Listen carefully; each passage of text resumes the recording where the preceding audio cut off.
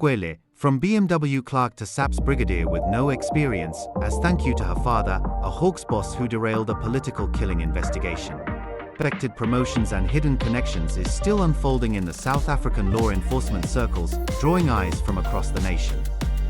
At the center stands Dineo Mokwele, a woman who leaped from a routine job as a clerk at car manufacturer BMW to a high-ranking position as a brigadier in the South African Police Service, SAPS, without any background in policing.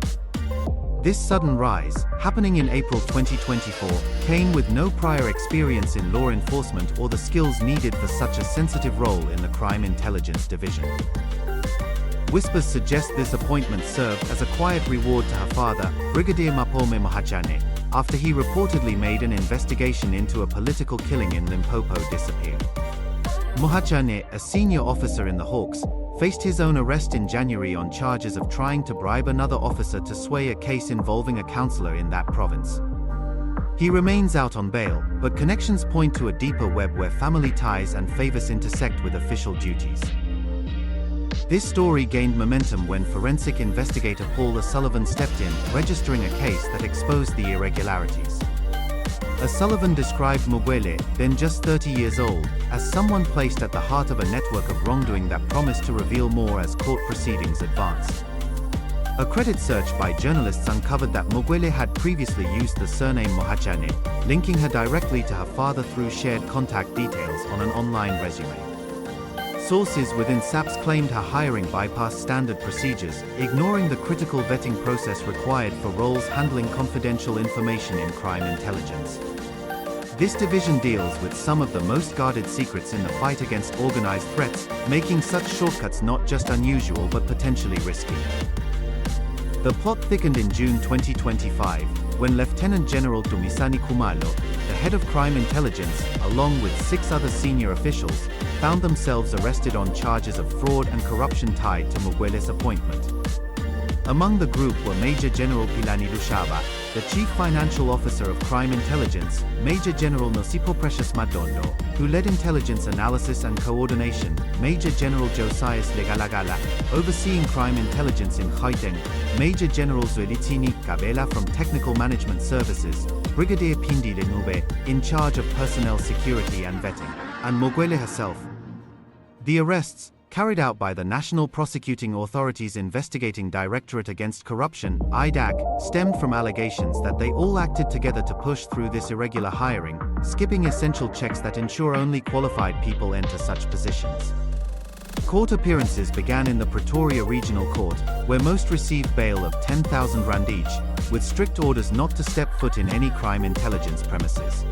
In favor of your liberty, with the likelihood that the state has also not presented a very, very convincing case in this regard. I don't say there is no case, but the case is not convincing.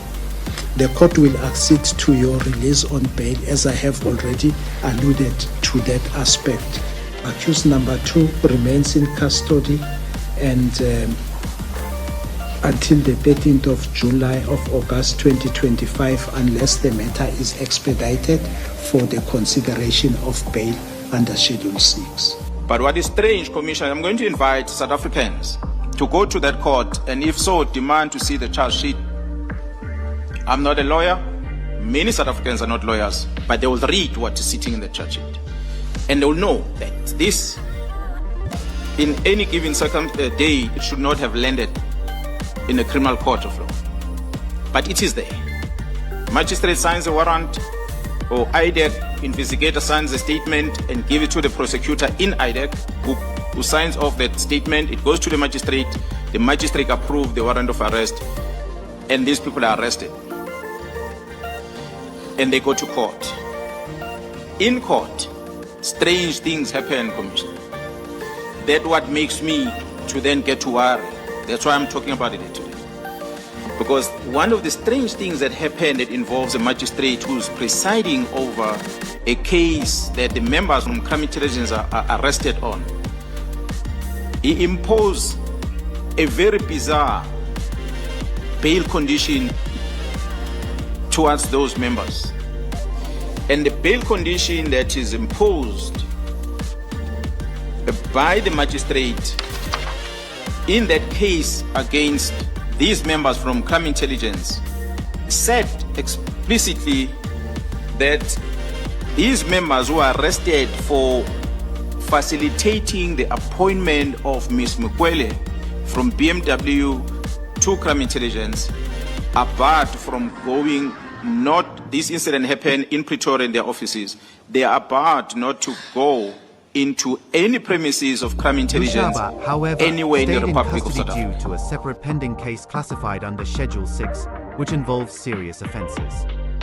The matter was postponed for further disclosure, leaving many wondering about the full extent of the scheme. Insiders spoke of this as part of a larger cleanup effort in crime intelligence, divided into phases. The first phase saw Lushaba's earlier arrest in June for issues related to a stolen service weapon, while this second phase targeted the group involved in Mokwele's placement.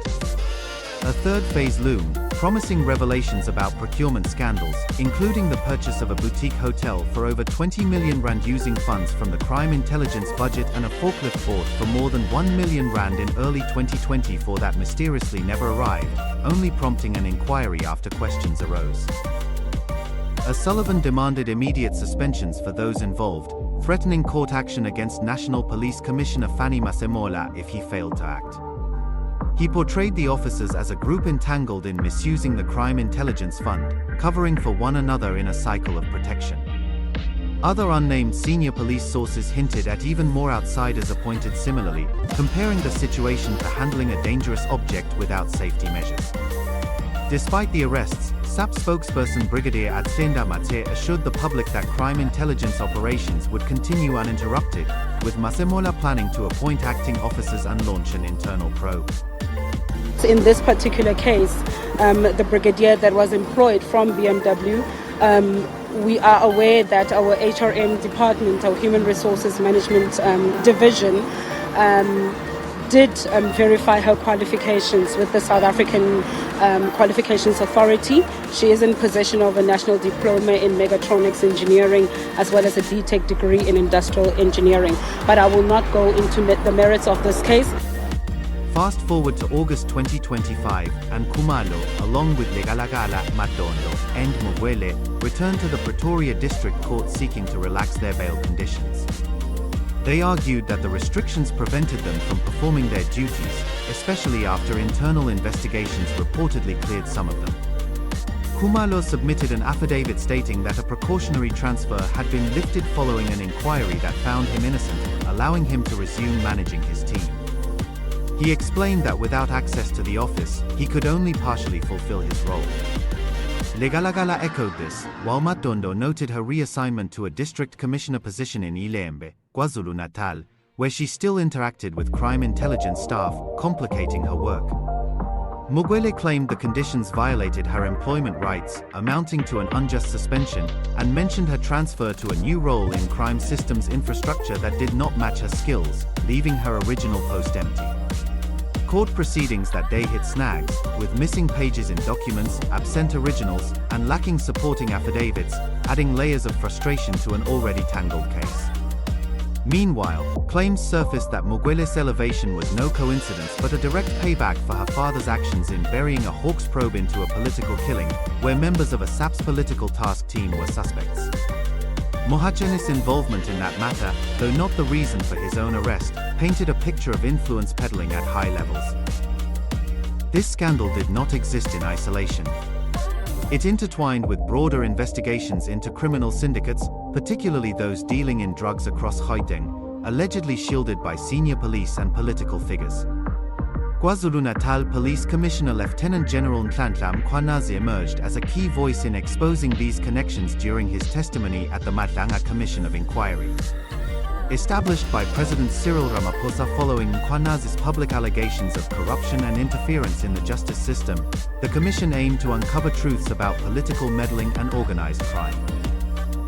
Mkhwanazi, in a detailed 99-page document presented over 3 days, implicated former police ministers like Begitele and Senzo Mkhunu, underground business figures, and even members of parliament. He staunchly supported Khumalo, describing the fraud charges against him as fabricated to halt an ongoing probe into a drug cartel in Gauteng with ties to high places. Mkhwanazi revealed that Khumalo had sought help from the KwaZulu-Natal Political Killings Task Team after the original Gauteng investigators faced death threats, leaving only 2 detectives on a high-profile murder case involving engineer Amon Swart in Vereeniging in 2024. Those detectives reportedly received offers of envelopes meant for them, a prosecutor, and a magistrate, suggesting attempts to derail the case. To bolster the effort, Mkhwanazi deployed 10 members from his task team, leading to the arrest of businessman Katiso Molefe in connection with Swart's death.